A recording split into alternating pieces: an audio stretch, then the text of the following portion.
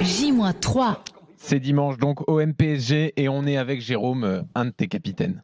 Mamadou Sakho, l'ancien capitaine du PSG, est avec nous en direct. Ça me fait plaisir d'avoir Mamad. Salut Mamad. Salut, comment ça va Jérôme? Et toi? Bah écoute, ça va, tout va bien. Bon, et écoute, toi, la famille, ça va? Écoute, qu'est-ce que tu deviens Mamad? On t'a quitté avec Michel Dezacarian qui a failli t'emplâtrer. Non, t'es où? Non, moi t'es je où suis là? basé en Géorgie. En Géorgie, actuellement. D'accord, et donc tu sais quoi, tu t'es en pré-retraite, t'es en retraite, t'es encore joueur, tu fais quoi? Tu joues dans quel club là en fait? Au Torpedo Kutaisi.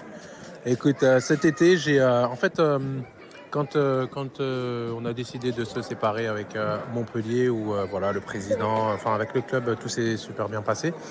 J'avais des offres le mois de décembre, janvier. Et c'est vrai que j'avais quelques offres pour 6 mois, pour m'engager sur 6 mois. Et moi, je suis quelqu'un qui suis très famille, vu que j'ai 4 enfants. Voilà, je ne me voyais pas partir pour 6 mois ou déplacer ma famille quelque part pour 6 mois. Donc de ce fait, je suis resté tranquille. J'ai eu le temps d'organiser un petit peu ma seconde vie, parce que j'entreprends pas mal de choses. Et puis cet été, j'ai eu l'offre d'un club géorgien. C'est la deuxième fortune du pays qui nous a contactés. Voilà. Ma femme, elle est venue une semaine pour visiter donc la ville, les écoles, etc., les infrastructures. Et puis voilà, tout était vraiment génial, pays surprenant. Et voilà. Et donc ensuite, on a entamé les discussions et les choses se sont faites naturellement. Bon bah écoute, Voilà. en tout cas, je suis ravi pour toi. Mais c'est quoi cette nouvelle vie que tu nous dis? C'est quoi ces projets? Bah écoute, au niveau des projets, c'est vrai que moi j'ai toujours été attiré par le monde de l'entrepreneuriat. Et je vois aussi par mon expérience, ça fait quand même 19 ans que je suis dans le monde de foot professionnel. Je vois pas mal de joueurs qui préparent mal, je vais dire, leur après-carrière. Et c'est vrai que moi je pense que des personnes qui ont de l'expérience, bah voilà, ils peuvent justement servir je vais pas dire d'exemple, mais sensibiliser les jeunes à mieux se préparer pour leur après-football. Et donc j'ai créé une boîte qui s'appelle Sakho & Co, donc une holding qui abrite plusieurs sociétés pour justement venir aussi en aide, entre guillemets, à encadrer des jeunes qui veulent bien investir pour préparer leur après-carrière. Et ça marche bien? C'est en train de prendre? Bah franchement, ça se passe très bien. On organise un événement le 13 novembre sur Dubaï. Et puis voilà, on a convié pas mal de sportifs, mais aussi des hommes d'affaires, des investisseurs. Voilà, ça va être un événement sympa, très, très corporate. D'ailleurs, Jérôme, t'es invité, hein, si t'es dispo. C'est gentil. Tu seras invité, Voilà, Jérôme, le but, c'est pas vraiment comme à Monaco. connecter des experts, que ce soit dans l'immobilier, dans la gestion de patrimoine, etc., avec des jeunes, j'allais dire sportifs, jeunes ou moins jeunes, hein, bien sûr. Mais voilà, connecter des professionnels entre eux. Eh ben écoute, c'est très bien tout ça, Mamad, et je ferai partie de ce voyage à Dubaï alors dans ces cas-là. Mais pour reparler de OM PSG plus du sportif, comment tu vois ce match cette année? Beaucoup disent que Marseille s'est rapproché de Paris. Est-ce que tu penses que le PSG peut être en danger là-bas au Vélodrome? Bah écoute, moi de ce que je pense, c'est déjà chaque match est différent, évidemment. Tu as eu cette expérience-là terrain. Après, c'est vrai que le PSG est en reconstruction. Il y a des nouveaux joueurs, des jeunes joueurs. Il y a besoin d'un temps d'adaptation. Mais voilà, quand tu as le cœur parisien, pour moi, tous les matchs Paris-Marseille, voilà, moi je pense toujours que Paris va gagner. J'espère que Paris va gagner et Paris va gagner.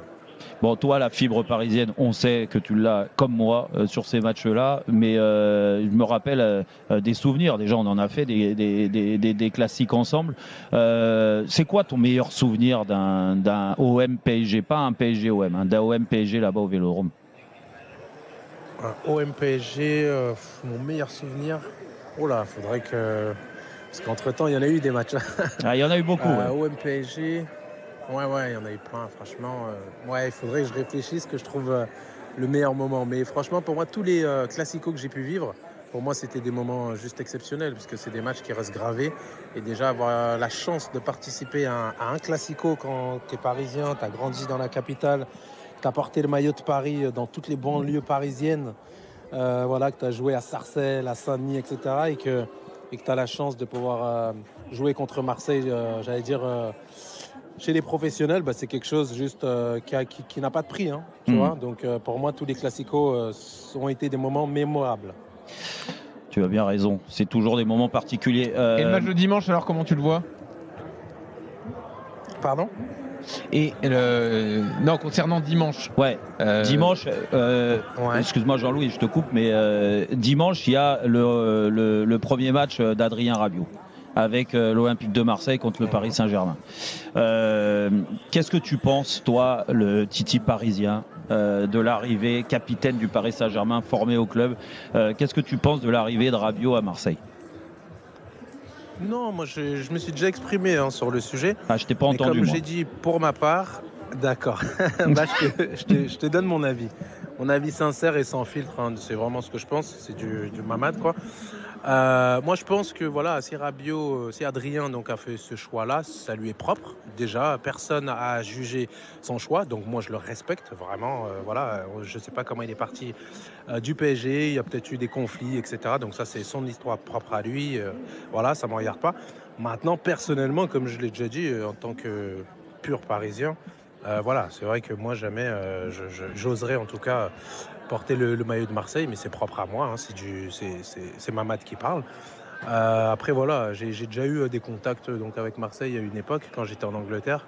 Je tairais l'année, mais oui, on m'a déjà approché, on m'a déjà contacté concrètement. Et évidemment, voilà, c'était sympa, c'était marrant, mais voilà, c'était pas du tout dans mes projets et ça le sera jamais évidemment, personnellement, quoi.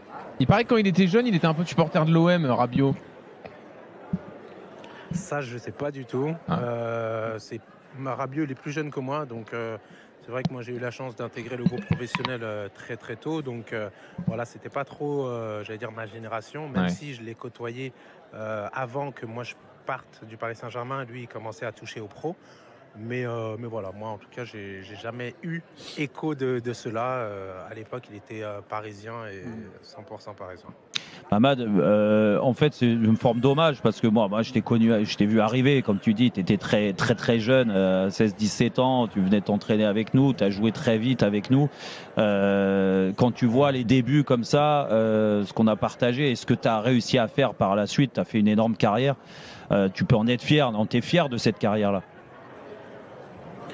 Bah oui, bien sûr, je suis très très fier le parcours que j'ai eu, comme beaucoup dans le football, évidemment. Mais voilà, le mien, il a été atypique. Je viens de Paris, j'ai grandi un peu partout à Paris, dans le 94 Villeneuve-Saint-Georges, à Porte de Vincennes. J'ai passé beaucoup de temps à La Courneuve chez mon cousin, dans le 18e. Bref, dans tous les quartiers de Paris, des fois on me parle du 78, Telleville, Errani. Je dis, ah bah oui, je connais, j'ai un ami là-bas, machin, bref. Et donc c'est vrai qu'en tant que nomade parisien, voilà, pouvoir jouer au Parc des Princes très jeune, arriver avec cette fin-là, on va dire, cette fin un petit peu des quartiers populaires, et ensuite voilà, pouvoir toucher aux pros, mais aussi avoir eu la chance de jouer avec des pros confirmés comme toi. Tu vois, vous nous avez aussi beaucoup aidé en nous apportant beaucoup de conseils, etc. Donc on a pu aussi on va dire, s'adapter avec cette fougue qu'on avait à l'époque, mais aussi avec votre expérience. Moi, personnellement, je m'en suis beaucoup servi tout au long de ma carrière, quoi. Mais déjà, c'est gentil, mais après, nous, comme toi, tu as fait après, tu as passé le relais, tu as conseillé des plus jeunes, et c'est comme ça, c'est la transmission, elle est comme ça. Jean-Michel l'a fait il y a quelques années, Louisa aussi.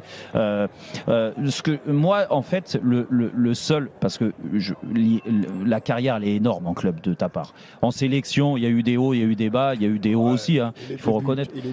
Et les deux buts contre l'Ukraine, on s'en souvient.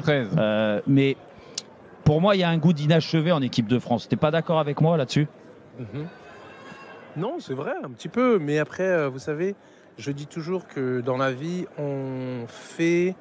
comment je vais dire ça? On a toujours ce qu'on mérite. On fait les choses que l'on maîtrise. Non, pas on mérite. On fait des choses que l'on maîtrise. Ça veut dire que je maîtrise mes entraînements. Je maîtrise le fait de me coucher tôt, donc on va dire d'espérer performer de mieux en mieux. Ça, c'est évident. Maintenant, quand l'histoire du dopage m'est tombée dessus, c'est quelque chose que je ne maîtrisais pas. Donc j'ai été accusé à tort et je pense que c'était un tournant de ma carrière concrètement. Mais c'est une injustice, ça terrible quand même. J'étais titulaire donc à Liverpool et j'ai été accusé à tort. Donc ce qui m'a il a fallu que je quitte Liverpool et je venais de signer un contrat de 4 ans à Liverpool. Donc tout allait très très bien. Donc ce virage-là est arrivé dans ma carrière. Après moi je suis quelqu'un, je dis toujours que ma destinée, je n'y échapperai pas. Donc j'ai pas de problème avec ça. J'ai pris, j'ai fait, j'ai courbé mon dos, j'ai avancé, j'ai continué à travailler. J'ai continué ma carrière à Palace. Ça s'est très bien passé. Et ensuite Après, j'ai fait d'autres choix dans ma carrière. Et puis voilà. Par exemple, quand je suis rentré en France, ma mère, elle était malade. Elle avait fait 2 AVC sur ma dernière année. Donc, il fallait absolument que je rentre en France. Donc, pour moi, revenir en France, bien sûr que j'étais accueilli dans un club exceptionnel, avec un président top, une superbe ambiance, avec un projet qui était génial. Mais il y avait aussi une raison familiale qui faisait que fallait que je rentre en France. Voilà. Écoute, en France, merci mes enfants, pour qu'ils passent un peu de temps avec ma mère et tout. Mamad, merci pour tes explications. En tout cas, on te félicite encore. Et puis, vu qu'on est avec Jean-Michel Larquet, écoute ça. Qu'on se gêne un peu. Varane, la frappe de Evra, elle est repoussée. Oh, dans les pieds de Duda. Oh non, dans les pieds de Pogba. Oh non, peut-être dans les pieds de but. Et le but, le but de Sakho. Le but de Sakho sur la frappe de Ribéry. Mamadou Sakho. De la recul. Il a mis le but, je sais pas comment il a mis. Heureusement, il n'a pas enlevé son maillot. Il a failli enlever son maillot. Auquel cas, il prenait un deuxième carton jaune. Il a compris. On lui a fait signe sur le banc. On lui a fait signe sur le banc. Et 1, et 2, et 3-0. Ah, c'est beau, des frissons, France-Ukraine. C'est toute une vie, comment il a dit, c'est toute une vie qui défile. C'est quoi là le truc qu'on a entendu tout à l'heure, non? C'est pas ça Toute une vie qui défile. Ouais. Mais oui, là. Ce qu'a dit Mamadou. Ouais.